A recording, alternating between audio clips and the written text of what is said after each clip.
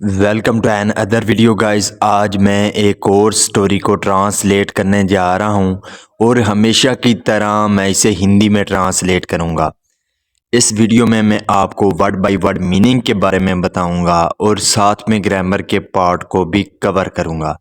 तो आपसे गुजारिश है कि वीडियो को लास्ट तक ज़रूर देखिएगा ताकि आप इसको अच्छे तरीके से समझ सकें। तो वीडियो शुरू करते हैं। वीडियो का जो टाइटल है वो है द प्राउड हर्मिट। प्राउड का मतलब होता है घमंडी, हर्मिट कहते हैं साधु को। तो इसका क्या मतलब हुआ? द प्राउड हर्मिट, घमंडी साधु। तो ये था हमारा टाइटल। इसको मजीद पढ़ते हैं। Once a hermit lived in a forest. Once एक बार, अ हर्मिट एक साधु, लिव्ड रहता था। लिव की सेकंड फॉर्म है लिव्ड। ये हमारा पास्ट इंडेफिनिट का अफर्मेटिव वाक्य है। तो एक साधु रहता था इन अ फॉरेस्ट, एक जंगल में। तो इसका क्या मतलब हुआ? Once a hermit lived in a forest, एक बार एक साधु एक जंगल में रहता था। He was a great devotee of God. He was a great devotee. Devotee का मतलब होता है भक्त। तो वो बहुत बड़ा भक्त था ऑफ गॉड, गॉड का। He meditated for many years. Meditate का मतलब होता है तपस्या करना। तो यहाँ पे सेकंड फॉर्म है। ये भी हमारा पास्ट इंडेफिनिट का अफर्मेटिव वाक्य है। तो ही मेडिएटेड, उसने तपस्या की, फॉर मैनी ईयर्स, कई सालों तक। God was very happy with him. जो गॉड था, जो ईश्वर था, वॉज वेरी हैप्पी, वो बहुत खुश था, विद हिम, उसके साथ। यानी कि जो गॉड था, जो ईश्वर था, वो उससे खुश था। He gave him special powers. He gave, उसने दिया। गिव की सेकंड फॉर्म है गेव। तो ये भी हमारा पास्ट इंडेफिनिट का अफर्मेटिव वाक्य है। तो उसने दिया हिम, उसको स्पेशल पावर्स, यानी कि जो खास पावर थी। पावर कहते हैं शक्तियों को। तो इसका क्या मतलब हुआ कि जो गार्ड था उसने उस साधु को जो खास शक्तियां थी वो दी।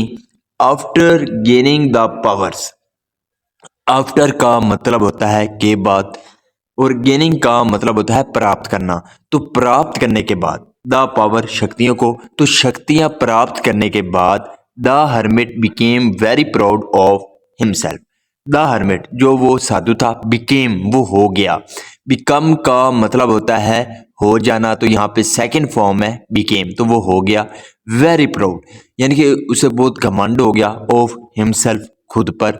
तो इसका क्या मतलब हुआ कि जो शक्तियां थी उनको प्राप्त करने के बाद जो साधु था उसको खुद पे घमंड हो गया, यानी कि बहुत ज्यादा घमंड होने लगा। वन डे, एक दिन, he was going to a nearby village for some work. He was going, यहाँ पे जो है वाज के साथ वर्ब की फोर्थ फॉर्म है। ये हमारा पास्ट कंटिन्यूअस टेंस का वाक्य है और इस तरह के वाक्य के आखिर पर रहा था, रही थे आता है। तो ही वॉज गोइंग, वो जा रहा था, to a nearby village, करीब के गांव में, फॉर सम वर्क, कुछ काम के लिए। तो इसका क्या मतलब हुआ कि एक दिन वो किसी काम के लिए करीब के गांव जा रहा था। सून, जल्द ही reached the bank of river. Reach का मतलब होता है पहुंचना। तो यहाँ पे सेकंड फॉर्म है। ये भी हमारा पास्ट इंडेफिनिट का अफर्मेटिव वाक्य है। तो वो पहुंचा, the bank of a river, वो एक दरिया के किनारे पहुंचा। ही लुक्ड अराउंड, उसने आसपास देखा। अराउंड का मतलब होता है आसपास। तो यहाँ पे भी सेकंड फॉर्म है। तो ही लुक्ड अराउंड, उसने आसपास देखा। एंड सॉ, और देखा, क्या देखा? अ बोट, एक नाव देखी। एंड अ बोट मैन, और एक नाव चलाने वाला देखा।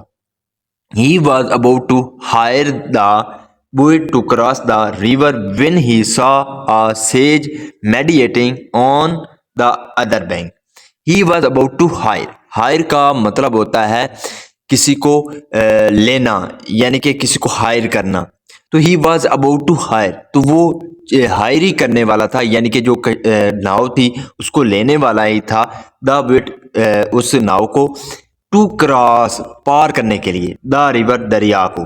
तो दरिया को पार करने के लिए वो नाव ले ही रहा था When he saw, जब उसने देखा, सी का मतलब होता है देखना, यहाँ पे सेकंड फॉर्म है saw। जब उसने देखा, अ सेज, एक सेज को देखा, यानी कि एक साधु को देखा, मेडिएट करते हुए, तपस्या करते हुए, ऑन द अदर बैंक, दूसरे किनारे पर। तो इसका क्या मतलब हुआ कि he was about to hire the boat to cross the river. वो जो है दरिया को पार करने के लिए एक नाव लेने ही वाला था। Win he saw a says mediating on the other bank, जब उसने एक साधु को जो है तपस्या करते हुए दूसरे किनारे पर देखा। नाउ अब the hermit wanted to show off his powers. अब जो हर्मिट था, साधु था, वांटेड वो चाहता था। वांट का मतलब होता है चाहना, तो यहाँ पे सेकंड फॉर्म है वांटेड। ये भी हमारा पास्ट इंडेफिनिट का अफर्मेटिव वाक्य है। तो वो चाहता था to show off. Show off का मतलब होता है दिखाना। तो अब जो साधु था वो दिखाना चाहता था हिज पावर्स, अपनी शक्तियां। He used his power to walk over the river surface. He used, उसने क्या किया, प्रयोग किया, his powers, अपनी शक्तियों का, to walk over the river surface, जो यानी कि दरिया की जो सतह थी उस पर चलने के लिए उसने अपनी जो शक्तियां थी उसका इस्तेमाल किया।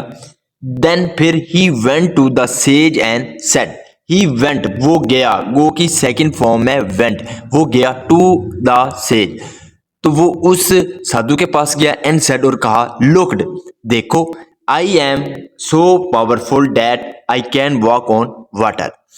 आई एम सो पावरफुल, मैं बहुत ही शक्तिशाली हूँ। पावरफुल का मतलब होता है शक्तिशाली, तो मैं बहुत ही शक्तिशाली हूँ। डैट के, I can walk on water, I can walk, मैं चल सकता हूँ, ऑन वाटर, पानी पर। कैन यू डू दिस, क्या आप कर सकते हैं? यस आई कैन, हाँ मैं कर सकता हूँ। बट आई थिंक, लेकिन मुझे लगता है या मेरा ख्याल है, you have wasted your precious power here. You have wasted, तुमने जाया कर दिया है। यहाँ हैव के साथ वर्ब की थर्ड फॉर्म है वेस्टेड। ये हमारा प्रेजेंट परफेक्ट टेंस का वाक्य है। तो यू हैव वेस्टेड, तुमने जाया कर दिया है। वेस्ट का मतलब होता है जाया करना, तो तुमने जाया कर दिया है यूर प्रीशियस पावर हेयर, जो तुम्हारी मूल्यवान यानी कि कीमती जो शक्ति थी उसको आपने यहाँ जाया कर दिया है। You could have cross the river by simply paying some money to the boatman. You could have crossed, तुम पार कर सकते थे, द रिवर, नदी को, बाय सिंपली पेइंग, यानी कि पे करके, पैसे अदा करके तुम जो है आसानी से जो है वो जो नदी थी उसको पार कर सकते थे। टू द बोटमैन, ये आप जो नाव चलाने वाला था उसको पैसे देकर जो है आसानी से दरिया को पार कर सकते थे। सेड द सेज, जो वो साधु था उसने कहा, एंड लॉफ्ड, और हंसा। नाउ अब द प्राउड हर्मिट, जो वो घमंडी साधु था, अंडरस्टूड, वो समझ गया। अंडरस्टैंड का मतलब होता है समझना, तो यहाँ पे सेकंड फॉर्म है अंडरस्टूड, तो वो समझ गया। डैट के, प्राइड ब्रिंग्स नेगेटिव रिजल्ट, के जो घमंड है, ब्रिंग्स वो लाता है नेगेटिव रिजल्ट, वो नेगेटिव परिणाम लाता है। So this is the video guys. अगर आपको ये वीडियो अच्छी लगी हो तो इस वीडियो को लाइक कर दें, चैनल को सब्सक्राइब कर दें, ताकि इसी तरह की आने वाली वीडियो आप तक पहुंचती रहे। Have a nice day, good bye.